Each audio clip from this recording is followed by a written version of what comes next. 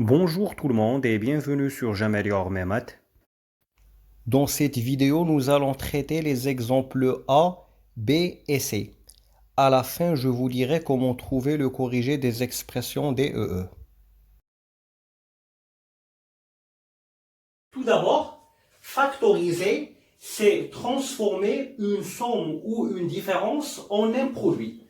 Regardez, quand j'ai une somme comme ça, j'ai un certain KA plus un certain KB.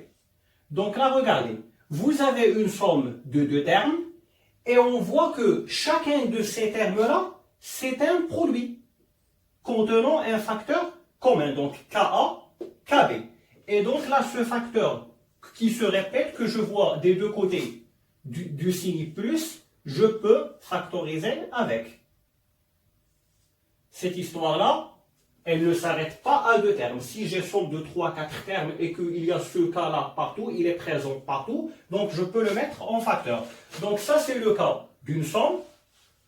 Et on peut aussi avoir le cas d'une différence. Donc si j'ai KA moins KB, donc je mets K en facteur, et entre parenthèses, donc là j'ai pris K, il reste que A, et le signe qui sépare, et je mets B.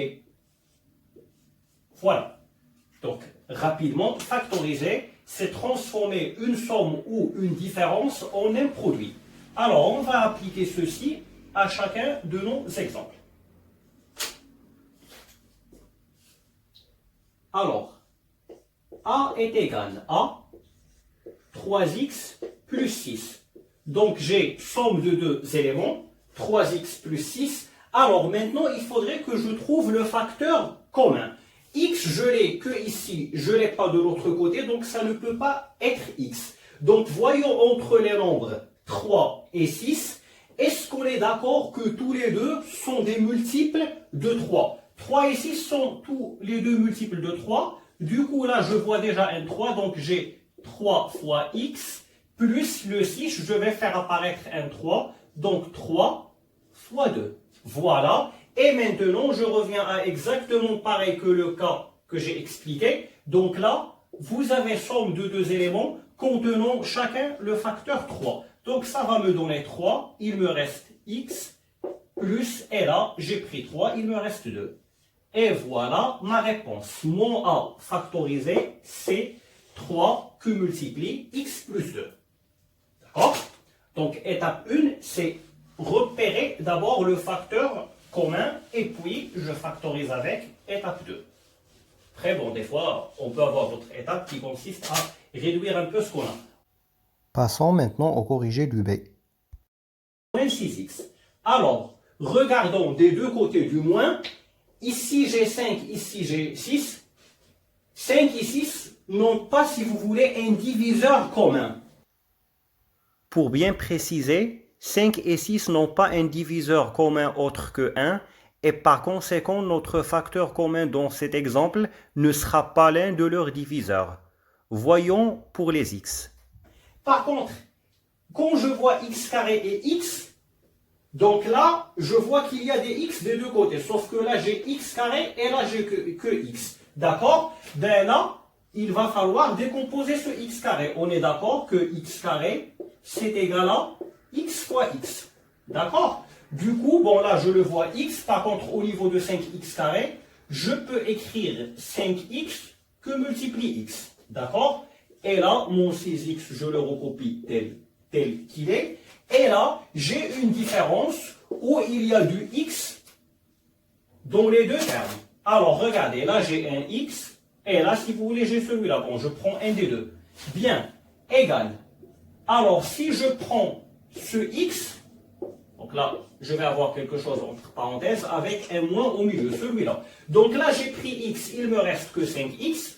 Ou bien, si vous voulez une autre façon de voir la chose, c'est on se demande par quoi il faut multiplier x pour retrouver mon 5x carré. Eh bien, par 5x.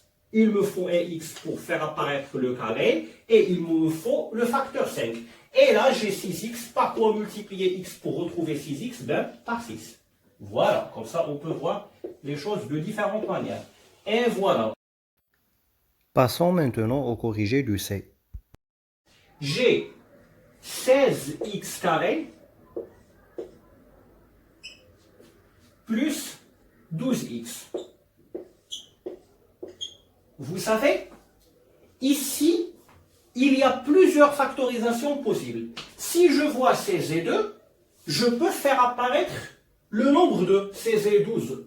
Voilà, je répète, 16 et 12, je peux faire apparaître le nombre de 16 et 12 sont tous les deux des multiples de 2, donc il y a moyen d'écrire 16 sous forme de 8 fois 2 et 12 sous forme de 6 fois 2.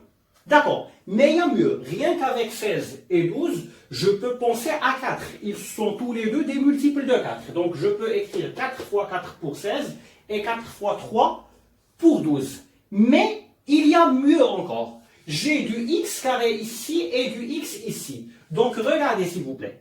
Donc là, vous savez, je peux décomposer. Donc là, j'ai déjà repéré 4 et j'ai repéré aussi x. Bon, on peut décomposer de plusieurs façons possibles. Donc le 16, je l'écris 4 fois 4 fois x. Bon là, 4 fois 4 c'est pour 16 et x carré c'est x fois x. Et là, c'est 4 fois 3 fois x. Ou bien 3 fois 4 fois x. Parfait. Et maintenant, qu'est-ce qui se répète de deux côtés? C'est 4x. J'ai 4x ici et j'ai 4x ici. Du coup, je vais pouvoir factoriser par 4x. J'ouvre ma parenthèse. Alors, de ce côté-là, j'ai pris 4x. Je l'ai mis ici. Donc, il me reste un 4 et un x. Et entre les deux, il y a un fois. Donc, je mets 4x. Et ça se voit nettement que c'est bon. 4x fois 4x, ils vont me donner mon 16x carré. Bien. Maintenant, j'ai ce plus-là que je remets ici. Tac, tac, tac, tac. Voilà. Et là, ce terme-là, qui était à la base 12x, je l'ai écrit 3 fois 4x. Donc, en prenant 4x, il ne me reste que 3. D'accord?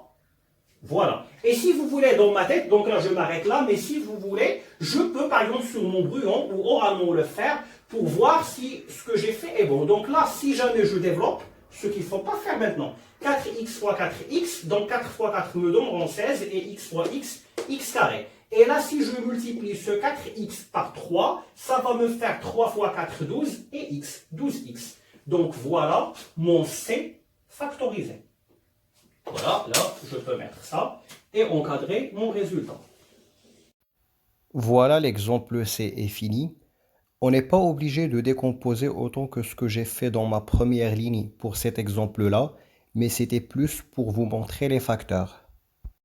Pour le corriger des exemples D et E, il suffit de cliquer sur le lien que je mets dans la description de cette vidéo. Merci de votre attention et à très bientôt.